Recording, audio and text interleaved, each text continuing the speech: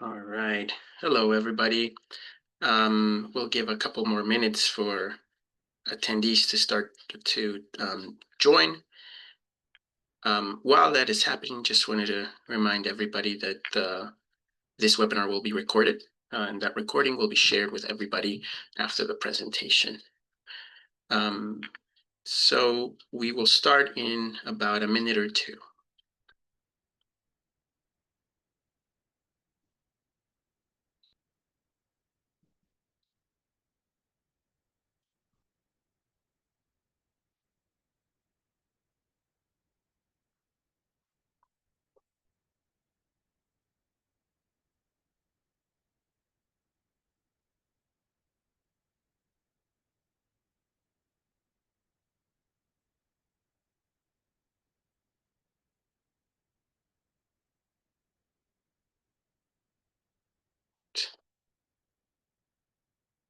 All right, I think we can get started. Next slide, please. All right, just want to welcome everybody. Today, we will be hosting the next webinar in our Exploring series, which will focus on safer cleaning and disinfecting products. This webinar will do a deep dive into what constitutes a safer and more sustainable cleaner and disinfectant, and will be presented in partnership with the Toxics Use Reduction Institute, or TURI. Before we move forward, I want to touch on a few housekeeping items. First, as I previously mentioned, the webinar is being recorded. We will share a copy of the recording and the presentation slides with all attendees and all registrants as well. Secondly, we will have a Q&A session after the presentation. For this, please use the Zoom Q&A feature at the bottom of your screen to put in any questions you may have, and we will do our best to address as many as possible. Again, please use that Q&A button, not the chat, for questions. It'll just make it easier on us to prioritize your questions that way. Let's go to the next slide, please. Now I want to introduce our featured speakers. First off, we have Alicia McCarthy, who is the Senior Safer Chemistry Scientist at the Toxic Use Reduction Institute. Alicia will expand on the work that TURI has done to review cleaning and disinfecting products and educate us really on how to select the safer options. We also have myself, Jose Aguayo. I am the Senior Program Manager of CEH's Green and Clean Procurement Team. And I will do a brief introduction and link to CEH's procurement work with this topic. Next slide, please. I want to talk very briefly about CEH for those of you guys who are not too familiar with who we are as an organization. CEH is a nonprofit organization whose mission is to reduce exposure to toxic chemicals in our air, water, soil, and really in the products that we use every day. Over the years, CEH has built a great deal of expertise in sustainable, non-toxic built environment products, specifically furniture, flooring, and foodware. We also have developed several sustainable furniture resources, sustainable furniture, flooring, and foodware resources to help institutional purchasers select safer products. And we would be definitely glad to share these with anyone who is interested in these topics. Next slide, please. Now, to start the transition to our presentation on cleaners and disinfectants, I want to emphasize that choosing safer options in these products is extremely important, not just to ensure the health of your workforce, but also to protect the well-being of the cleaning and janitorial staff who use and are exposed to these products firsthand. CEH briefly covered this topic in our environmentally preferable purchasing webinar hosted in October of last year. And feedback from that presentation told us that it was a topic that a lot of people wanted to learn more about. For this reason, CEH partnered with TURI and with Alicia McCarthy to bring their research and expertise to our audience. It is our hope that you'll be able to use this information to improve your cleaning and disinfecting product procurement policies to safeguard the health of your workforce. Now, with that, I will pass the mic over to our presenter, Alicia McCarthy. Take it away, Alicia. Great, thank you so much. Well, hello everyone, welcome. Today we're going to be going over, as we talked about, how to go about choosing safer and effective cleaners and disinfectants. And for Turi specifically, which I'll go into who we are, over the past longer period of time than even the pandemic, we've really kind of talked about these different types of cleaners. Performance testing, our laboratory, I'll go into, and how we do that sort of testing and evaluating certain chemistries, and also deciding on what are active ingredients that you might want to look at too, as well as part of this presentation. For those of you who aren't familiar with Turi and who we are a state organization that is non-regulatory, that is part of the Toxic Use Reduction Act that was established in 1989 in Massachusetts. And our sister organizations who we work with closely, Massachusetts Department of Environmental Protection, which is more the regulatory branch, and then our other sister agency, the Office of Technical Assistance and Technology, who provide, that confidential technical assistance as well. Our three organizations make up the Tura program to really be able to help businesses and communities be able to find safer chemicals for whatever process. And today, like I said, we're going to be focusing on cleaning, sanitizing, and disinfection, and what that even means. Before I get into that, though, to give a little bit more information about Turi, the organization that I work for, we also do other things. As much as I love our laboratory, we do a bunch of other stuff. We're mandated to train professionals to be able to help facilities reduce their use of toxic chemicals by reporting every 2 years. And then we also provide those financial opportunities as well by giving out grants.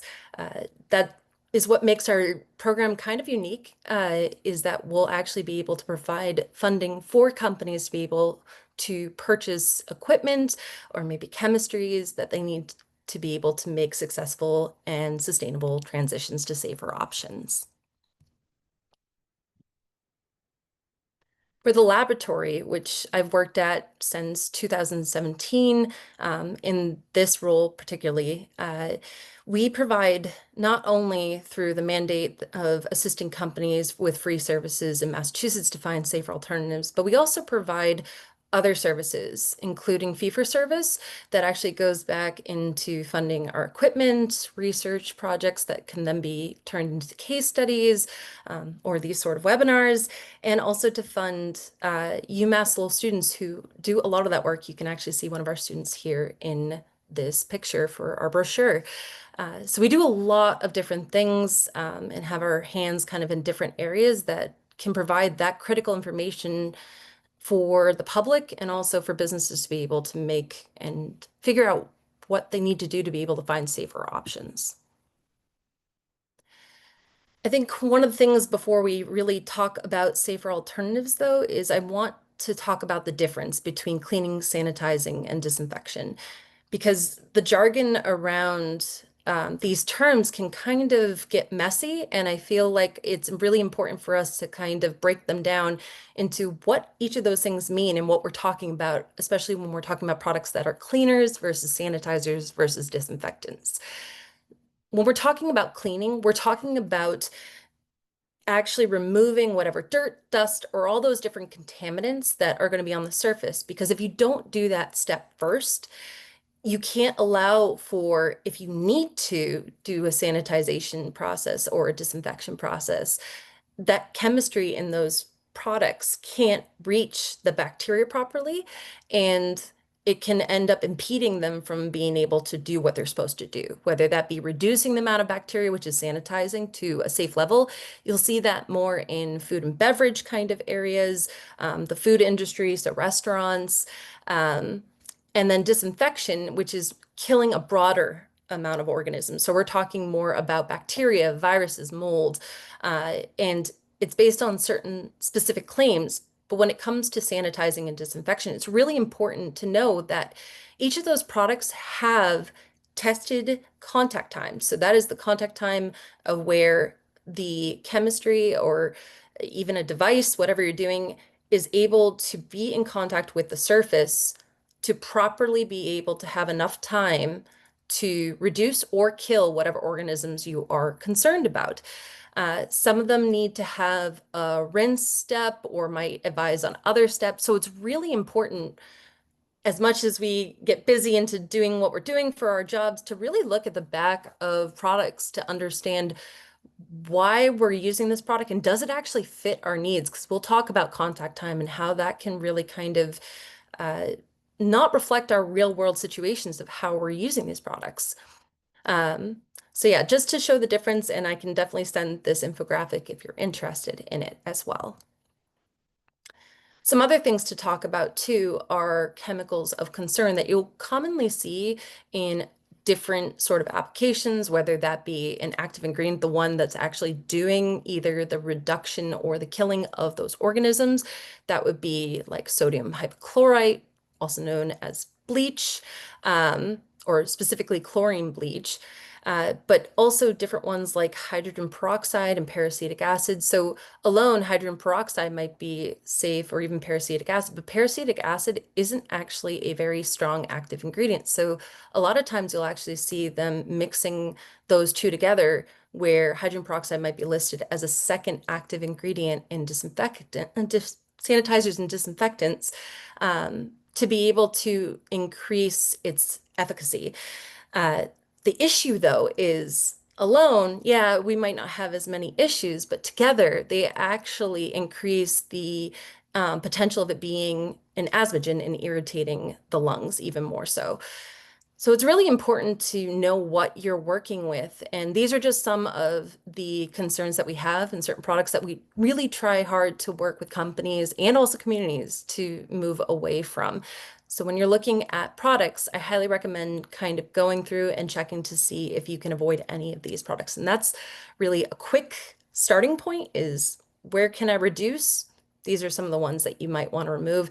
And another thing to consider too is by removing products where you can, like sodium hypochlorite as an active ingredient, or even ammonia, some of these ingredients are highly reactive and they can form toxic byproducts when they're mixed together. And that can be a huge concern. We've seen a multitude of situations in the news where someone is working with different products and maybe they had a spill and they cleaned up with something else, and that product had maybe bleach or ammonia in it, or another reactive chemistry, that it ended up causing a bigger issue and a huge, big work hazard as well that could lead to acute, chronic, or harm, or even death, sadly. But one of the ones I really wanted to highlight today, that has been growing in discussions and conversations around emerging concerns, and even Massachusetts is, under the Tura program, is looking to have some of these common ingredients listed, like for quaternary ammonium compounds. You can see here I listed some of the common ingredients. These are used both in cleaners, sanitizers, and disinfectants for various purposes. And you might even see them too in products that are listed as cleaner sanitizers or cleaner disinfectants. And even if it doesn't list a quaternary ammonium compound as an active ingredient, it's really important to look at the safety data sheet to be able to see, is it being used in a different way, especially if it's one of those two-in-ones, or even your cleaners, just to check too, because they're used as surfactants because they're really great at being stable in formulations. They don't have an odor associated with them, and they tend to have residual activity on surfaces, which you can see could increase exposure contact for people. But the issue with quats, beyond these, is that we're starting to see a lot of health hazards and concerns around this, whether that be reproductive toxicity issues, endocrine disruption, and it's also an asthmagen as well. But if you want more information, I'd be happy to share with you. And I do have a link at the end for our quaternary ammonium compound fact sheet if you'd like to know more information regarding that. But the reason why I also bring this up is since the pandemic, there has been an increase in two-in-one products, which I'll kind of talk about a little bit more. And quats really kind of blur that line between cleaning, sanitizing, and disinfection, which can lead to overuse and promote that daily exposure. So when you're looking for a product, these are some of the questions that we ask here at Turi before we kind of hop in to find a safer alternative. And we actually go on site to facilities or go to community organizations to kind of see how they're using and why they're using it. So I always like to ask who is actually using it. And it's one thing to talk to managers or someone in a higher position who isn't actually doing the clean, but if you can, talk to the people who are actually using the products because it's really important for you to incorporate autonomy when it comes to them being able to know what you're looking at, really understanding how they're using it, because usually managers or those in higher positions are going to talk about how it should be used and not necessarily how it's actually being used. And by us really understanding how it's being used without concern of them getting in trouble, we can be able to pick safer alternatives that fit that need. Uh, and also be able to look for alternatives where we can reduce having to just depend on personal protective equipment. Like if they don't like wearing gloves, yeah, maybe they have to in certain situations. But if we can find something that doesn't cause skin irritation or other hazards when it comes to dermal contact, it's really important to get their insights into that. It's also, I like to ask, why is this current product being used? A really common response tends to be, well, we've always used that. That's just something that's, we've always had that. That's in the protocol. Or maybe they go and they're mandated to use a specific disinfectant for their application. And they say, well, CDC says I have to use bleach. And if you actually kind of dive in sometimes, especially with daycares, for example, or gyms, it does list that you can use other types of active ingredients. So it's really important to kind of understand the why behind it and ensure that you are truly understanding what the legislation says, especially if you're mandated to use certain products as well, uh, because you may have some flexibility on safer alternatives as well. And seeing how often, because that's really going to determine, are you overusing it? Are there areas where maybe you're misusing it? A lot of sanitizers and disinfectants actually, for the most part, are supposed to be used unless otherwise dictated on the bottle.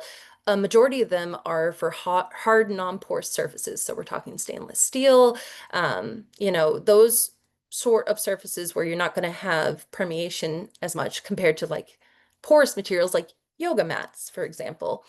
Um, so definitely check to see how often, but also, again, what are their needs? Do we need to really use it on these surfaces? And then for when it comes to sanitizers and disinfectants, yeah, there may be specific needs in certain areas, but it's really important to identify what is the pathogen of concern? What is the hardest thing that you have to kill that you need to worry about?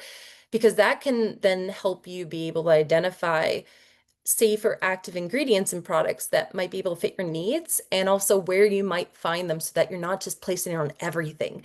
And figuring out what surfaces they're on and how long do you have to perform the task. You don't want to pick something that has a contact time where the product needs to stay wet on a surface for 10 minutes. If you're having to only have like 30 seconds to 1 minute, it doesn't make sense because you're not going to be using the product correctly, which on the back of the bottle actually specifies it's a federal violation for using it in less than that time period. And you're not using it correctly. So you may not be killing or reducing the organism of concern. And then you can potentially have that issue of maybe resistance as you're having a buildup of those organisms as well. Another thing to look at, which I'll talk about in a second, are eco labels. Those are really great ways of being able to identify cleaners, sanitizers, and disinfectants that are not only verified as having safer ingredients in them, but also some of them, which I'll talk about, have requirements for performance testing to compare to traditional or market available products that many of you and myself identify. So these are just some of the examples of the ones that at Turi we uh, help with performance testing for companies. That's part of our fee for service that they can then qualify and submit that for registration. So EPA's Safer Choice program is for cleaners, whereas they're designed for the environment is specifically for safer sanitizers and disinfectants. So if you're looking for those specific ones to find safer active ingredients, that would be a really great starting point. You also have Green Seal certified as well to look at, and then Eco Logo are another one option for you to look at. And just to kind of get you started at some of the ones that are listed as safer DFE active ingredients that you might want to consider, that we're even looking into as well, including the chitosan, which was added in 2019, but we are still actively testing and comparing these to the quaternary ammonium compound products or even the sodium hypochlorite. And some of our research, especially even at 30 seconds, is finding that they work for the most part as well as, if not better than, but it really depends on the organism. So feel free to reach out if you have questions or want to know how, you know, what ones maybe you should be looking at, or if you want us to test out any of those alternative options, because we're always looking at, you know, what's out there, what's going on the market. Other options you could consider too that aren't either in concentrate or ready to use chemical options are devices. So looking at steam cleaning or dry steam is another option too. So those are two different things. The steam cleaners, I know some people are concerned about maybe mold buildup, especially if they're using on certain surfaces or damaging. Dry steam might be an option for you because it has less moisture, but it hits those high heats, but you still need to think about contact time. Another option that we've been looking at and trying to do validation around is electrochemical activated water, also known as ECA devices. You might be familiar with some of them. One of the ones that are on the market constantly that we've seen, especially for the capsule that's registered, would be like Force of Nature.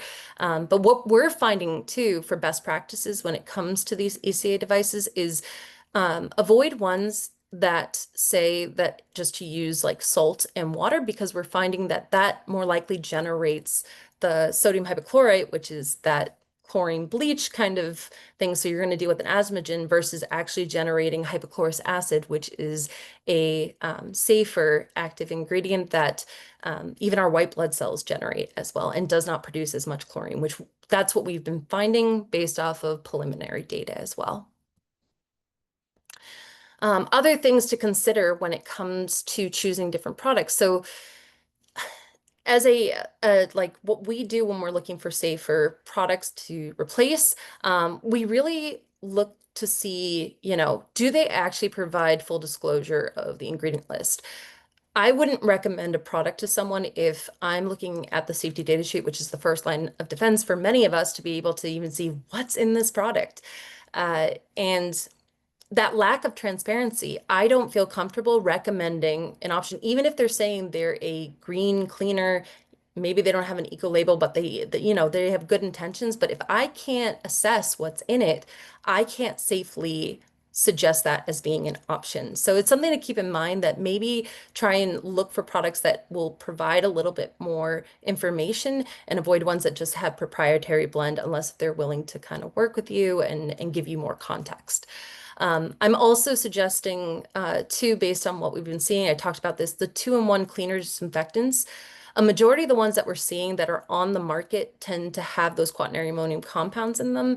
And although some claim to have one-step process, it kind of leads us into those sort of bad consumer and user habits of really not focusing on cleaning first and then disinfecting, especially ones that don't say a one-step process, and a majority of them don't have a one-step process where you're actually supposed to be using that product, even though it says 2-in-1 cleaner disinfectant, you should be cleaning first, so spraying it down, doing your wiping or removing any of those soils, and then actually applying it again for the contact time. And many users don't know that, which then places that burden on us for ensuring that we're not only using it properly, which is important, but also there's a risk of misuse, both like I mentioned with the contact time, but also just not putting it on everything or putting it on non-porous surfaces.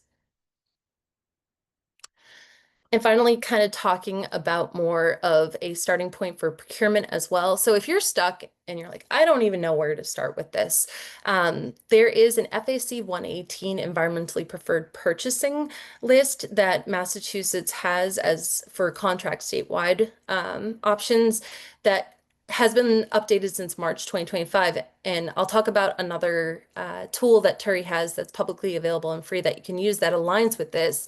Um, this is actually managed this list from the Operational Services Division. Julia Wolf is amazing, and I'd be happy to get you in contact with her. But it's really nice because it kind of gives you a starting point with different vendors, and specifically here in Massachusetts, we do the vetting of these different types of products. So we do it on the same level of looking at, what's in the ingredients, what are the health and environmental impacts, efficacy, cost, and availability, and also looking at those eco labels that I talked about. So it's easy for people to identify.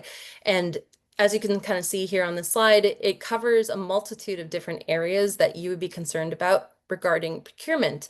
But even if you're not in Massachusetts, this could be a really great, resource for you to see what are the products that are listed on there, and do any of these products actually reflect what I see from my contracts or those vendors? Do they carry those products? Or it could be a model for your own state to be able to say, you know what, we need an environmentally preferred purchasing list. Let's use this model and have it reflect here so that way we can make it easier for anyone who needs to use that for statewide contracts to be able to quickly and efficiently identify safer options. So these are just finally two tools that I do want to highlight for you both, or for everyone here. So we have a Cleaner Solutions database. The laboratory since 1993 has been doing performance testing, like I said, for not only the eco-label registration qualification, but also just from our own research. And all of our testing data is actually available for you. So you can use it to search by surface, soil type, cleaning method. We try and align it and do updates to ensure that there's safety data sheets available. We're trying to put as much performance testing on there as well, vendor contact information. And now, with working with the FAC 118 EPP list, we actually have all those products now listed in there. We're working on getting all the performance testing filled in for those areas, as well as looking at the health and safety numerical like tool value, which you'll learn about with P2ACES, of just being able to search by eco label or certification if that's something that's important to you. But we have those hazard screening profiles using our tool that we have and use in-house, but is also available to you, called the Pollution Prevention Options Analysis System, or P2ACES for short. It's more of a decision-making tool. So you use a safety data sheet and then validated external resources that are commonly used to be able to look at different endpoints. And it provides a space to put all that information so that you can then work with others and have that internal discussion of, is this actually safer than what we're using? And what's unique about it is that it looks at process specific as well. So you can put in your specific application and see how that drives hazard as well. And this is just kind of a quick kind of overview of what it looks like. So this is a Cleaner Solutions database, and I'd be happy for anyone who's interested. We have tutorials on the website as well, but feel free to reach out to us if you have questions or concerns, or if you notice that a product is missing or you're interested in having a product added, we can definitely look at that. But you can find a product, replace something that's already an issue, and you can also browse by vendor and product type as well. And this is P2ACES. It looks very similar, but I also wanted to provide just what that looks like for listing different products on there. So we do have products that are in the database, but I highly recommend if you are looking for them, you need to still review the data that's in there and modify it for that performance factor, because how we use it, how I use it versus how you use it for a product could be completely different, even though we're using the same product. And again, the tutorials are on the website, and we're happy to provide assistance if you have any questions. These are additional resources that we'll be giving out as well that I talked about already today during this presentation, including a video that I made that kind of goes over a little bit more in depth about, removing toxics from cleaning, sanitizing, disinfection. And we also have some case studies about people who have transitioned to safer options as well. And with that, thank you so much. Excellent. Thank you so much for that information, Alicia. We're really grateful for your expertise. With that, we'll transition over to our questions. I have some that I can read through the Q&A button here. Let me pull it up. Okay, so Dorothy Wigmore asked, given the safety data sheet that safety data sheets don't have to disclose ingredients in cleaning or disinfecting products, and or they don't disclose everything, how useful is the California rule about disclosing these products' ingredients? Where do we find the lists? Is that something you can address, Alicia?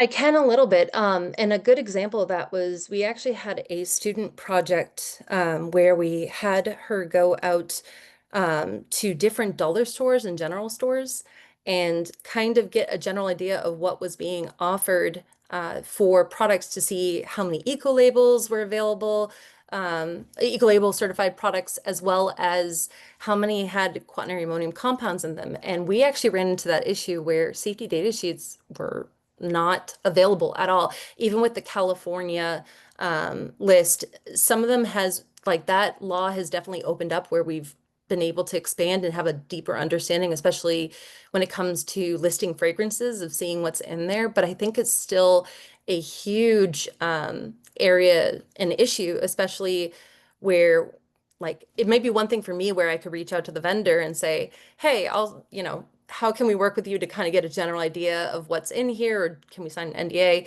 I think this is something that's an ongoing issue that we keep bringing up. And I go every year to the International Sanitary Supply Association, ISSA. I've been trying to engage more with different vendors and kind of see how can we be able to make, especially those who are actually trying to do their due diligence, and maybe they do say that it's proprietary because they don't want someone to steal their formulation or something like that, but it could be safer.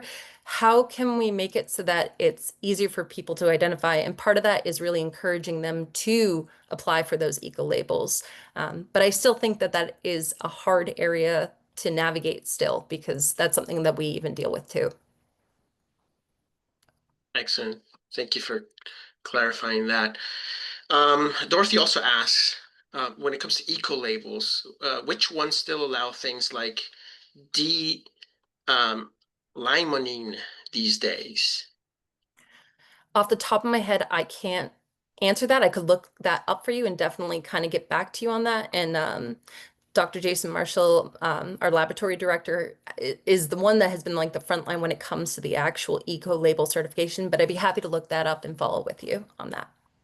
Excellent. And I'm assuming limonene then is an active ingredient that used to be used.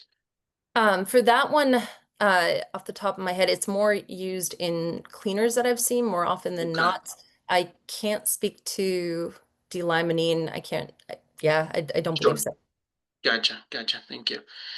Let's see the next question. Let's see. Oh yeah, hydrogen peroxide is listed in this presentation as both a safer and a void ingredient. I thought it was more eco-friendly, a more eco-friendly way of disinfecting over other more conventional ones like chlorine bleach. Could you clarify, please? Yes. No, thank you. And I'm sorry for any confusion. So when I was listing hydrogen peroxide in that slide, when it came to like the ones to avoid, it's not necessarily hydrogen peroxide itself that's the issue. It's when it's mixed with the peracetic acid, because together, synergistically, those actually increase and become more of an asthmagen. And that's sort of why we've been kind of steering people away from peracetic acid, because it tends to always come with hydrogen peroxide, because peracetic acid is not that great of a disinfectant alone. But hydrogen peroxide, we're definitely, I think when we talk about safer, it is safer, but remember still, I think it's important to think about the application and how we're using it. Do you have proper ventilation? Because that's something we do want to follow up on here at Turi. And we've been looking at different collaborators to kind of really further dive into real world application of some of these active ingredients and ensure that they're not reaching levels of concern that maybe, you know, in the lab setting, yeah, that looks great, but like just making sure that giving guidance on how you can properly use those. But I would definitely say hydrogen peroxide is a safer option that we are encouraging compared to sodium hypochlorite. Excellent. Thank you. Yeah. Um, Liz Hairman asks, is there a general purpose ready to use one-step cleaner and sanitizer that you think is preferable to quats, to quaternary compounds? What chemistry would it be based on? So a lot of the sanitizer ones that I've seen tend to be more of a citric acid, lactic acid for sanitizers, usually food grade ones that we've seen more often. So that might be something to look at. But again, my concern, especially for the one-step ones, is just making sure that it fits for your process, depending on how you need to use it, and that they're properly trained to ensure that they understand that that's doing enough for what their needs are. Excellent. And I think you also mentioned, right, that sanitizers, well, cleaning and sanitizing products that do both, generally speaking, are, lack in one or the other, right? So if you have to use a, one step cleaner and sanitizer, um, but Alicia kind of noted the citric acid ones. But I think, would you say, Alicia, that it would be more advisable to have those two separate, two different products that do that address each, one cleaning and another one for disinfecting? If you can, yes, I would definitely do that. But I would also, because we're not talking about application specific, I would have to Right. know, because that's another thing that you could look at. Like I know with, for example, the food industry, especially within food manufacturing, they use what's known as ATP testing. So it's a general kind of just understanding like energy, ensuring if like any or it's not discriminate towards specific organisms to see if they're alive, like even food on the surface, anything like that that's organic gives off ATP. So it's one of those things where they have standards that they have to meet. So yeah, maybe in those industries they could use there are maybe they do like a one-step process, but then they can test to see if it fits their needs and it's actually meeting those levels of safety. Correct. Makes sense. Makes sense. Shelly asked if we can put up your contact information again. Yeah, sure. Yeah, Here, I'll go back a slide. correct. There you go. Excellent. Okay. I have another one. What brands do you recommend as go-tos for everyday household products? I'm assuming, obviously, we're talking cleaning, probably separate from disinfecting. So it's because we're a state organization and I don't want to give preference to any particular brand. That's sort of I would suggest going through and just kind of going. I always support any of the ones that are the safer choice program ones, the design for the environment, Green Seal or Eco logo. And that would be the best way of saying like those are the brands that I would look for because those tend to be more conscientious about it. And from seeing, especially with the Safer Choice program, for example, getting to go to some, well, when we did have the celebrations of those that were making a difference in the program, they're passionate about it. And it's really exciting to see how much they're trying to do to drive change within this industry. Absolutely. Okay. Amanda Lester asks, what do you know of products that are used in new cars and detailing that give off the new car smell? Are there safe alternatives to protect seat fabrics? Yeah, and I'd be happy to work with you on that. The Cleaner Solutions database might be a good starting point for you because we have done some auto work before. And I'd be happy if you want to reach out to me too. I can provide maybe a starting point of different options that you can look at and we can discuss that to go from there. Excellent. Yeah, Amanda, we can certainly connect you with Alicia. You have her contact information here. And so to follow up on that question. And Green Seal might be a good starting point. Green Seal does a lot more of the industrial products as well. So maybe that's something I would look on their list as well for options. Excellent.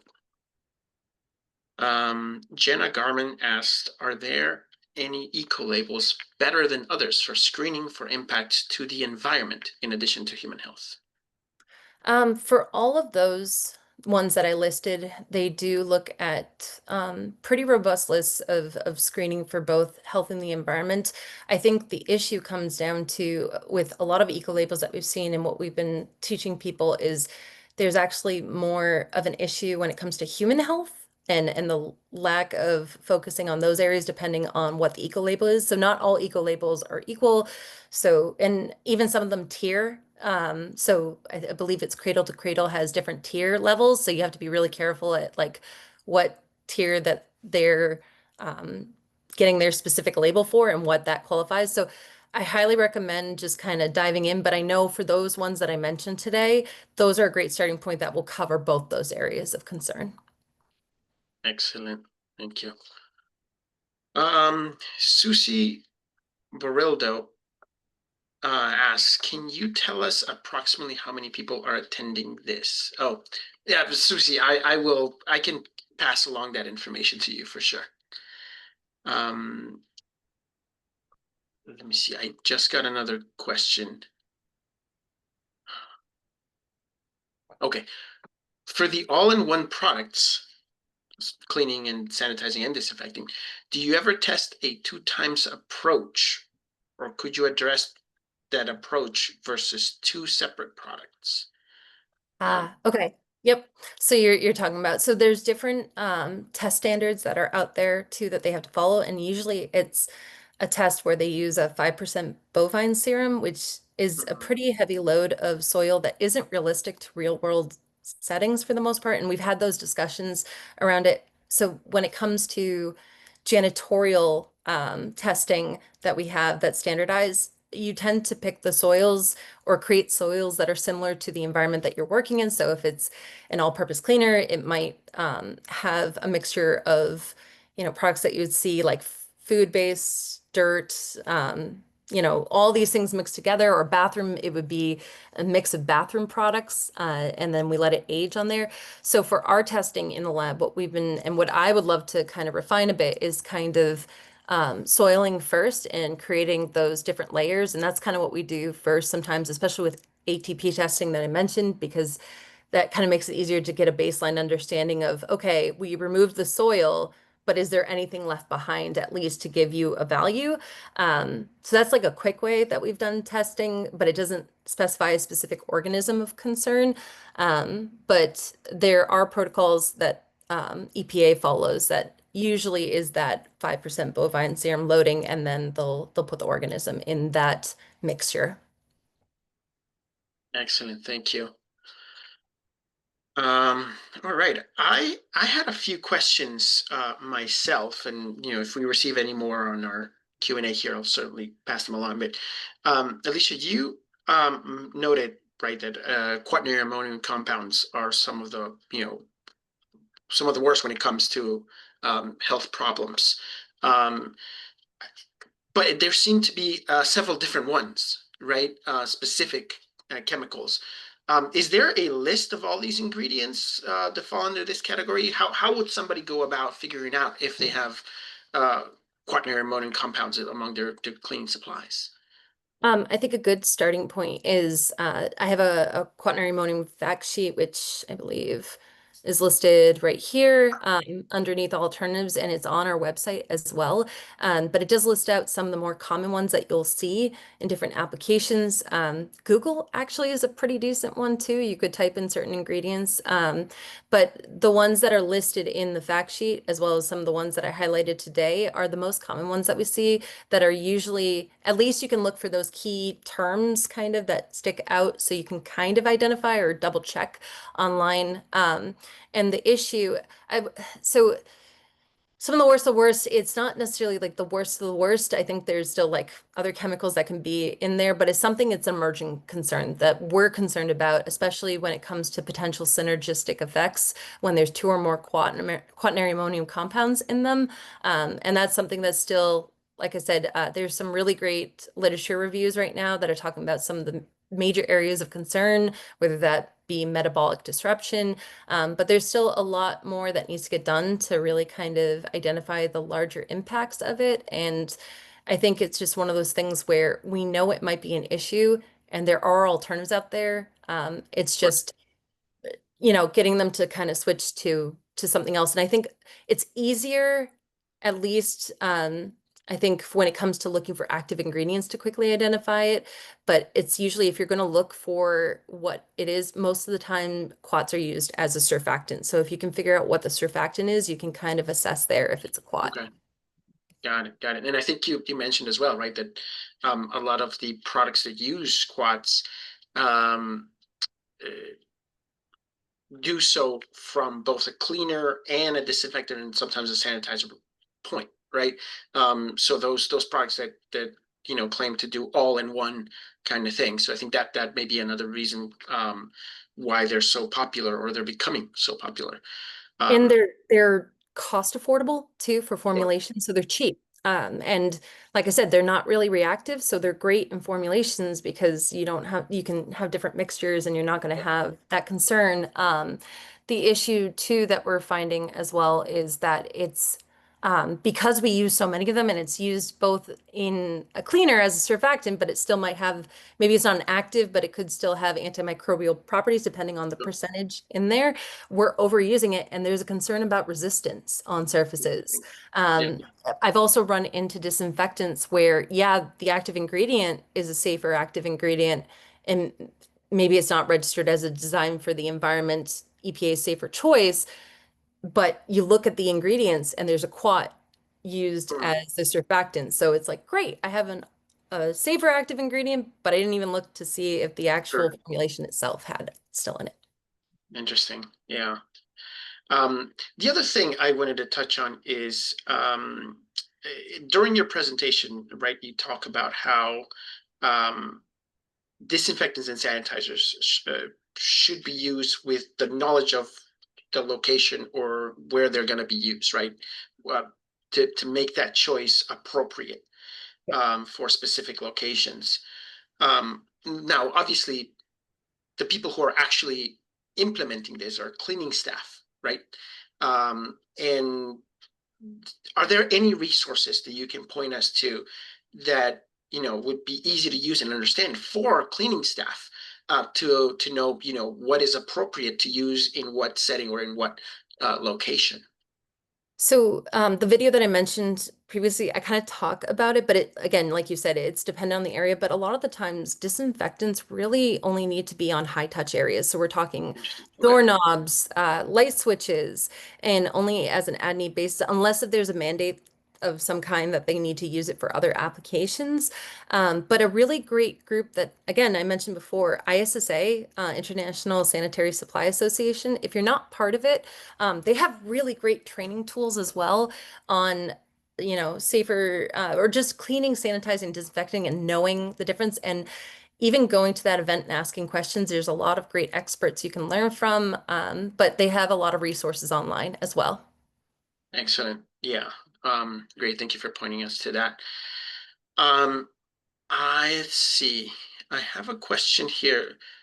Shannon asked if the PowerPoints will be shared. Yes, Shannon, we will share the um, both the slides as well as the recording for this webinar with all attendees and registrants. So keep an eye out for those. Let's see. And one more question here from Rob Hamrick. When facilities we manage have core certification, LEED and salmon safe, do you have a go-to active ingredient for sanitizing and disinfectant? Um, Again, and I apologize. It really is dependent. I'd have to talk to you and kind of figure out your application, but I definitely think the ones that I listed for safer active ingredients, so I'll pull that up quickly if I can. or if not, but like Design for the Environment has a list of the safer active ingredients, and I think that's a great starting point is kind of Yeah. seeing, these ones, okay, can any of these be used in that application? Is it, especially if you're dealing with like food applications, is it FDA approved? Is it food safe? Uh, this is the way to go. And what's nice is if you look at the Design for the Environment list, which I gave a link to in the presentation as well, it can go by institutional or, food app. It will tell you what application it's for and give recommendations as well. Excellent. Yeah, thanks for that. And Rob, we can certainly connect you with Alicia for any further questions you may have, more specific to your needs. I think that runs through all the questions we received. Uh, well, let's see. We have one last one here from James Hosley. Um, what changes are occurring under the current administration? I'm assuming you're referring to Design for the Environment, perhaps. Um, is there anything you can tell us about that, Alicia? Are you talking about like the status of those programs or? It would be my assumption, yes. I think the question was slightly open-ended like that. Ooh, I can't fully speak to what is going to happen to it, but I do know there is discussions about, even in the interim of who might be able to help ensure that it keeps going. And we've provided our own feedback to ensure, saying it needs to be someone, if anyone was organized it, they need to be non-biased. They can't be part of the industry. So that way, Yeah, it doesn't become a monetization kind of aspect where we see that tier system again, and really allowing for transparency of what defines the eco label. What are those specific endpoints that they look at? Because without that, we're kind of in the dark again, and we run into the same issue with the safety data sheets where it's like, great, I don't know if I can trust this eco label completely. Does it really fit all those areas and concerns? But I will say that people are still applying and still getting their products registered, and that process is still ongoing. So I can at least speak to that it's not completely dissolved. It's still going through that process. excellent. Thank you. And I believe that covers everything. If anybody else has any follow-up questions, please feel free to send them to me. I will connect you with Alicia. But Alicia, thank you so much for providing us with your time and your expertise. Thank you. As I mentioned previously, we will be sharing a copy of the slides and of the presentation with all our attendees by the end of this week. And we just want to thank both our presenters and our audience for joining us today. And hopefully we can maintain this conversation going, and be able to switch the thinking of our procurement staff towards safer cleaners and disinfectants. Thank you all again, and we'll see you again next time. Take care. Bye-bye.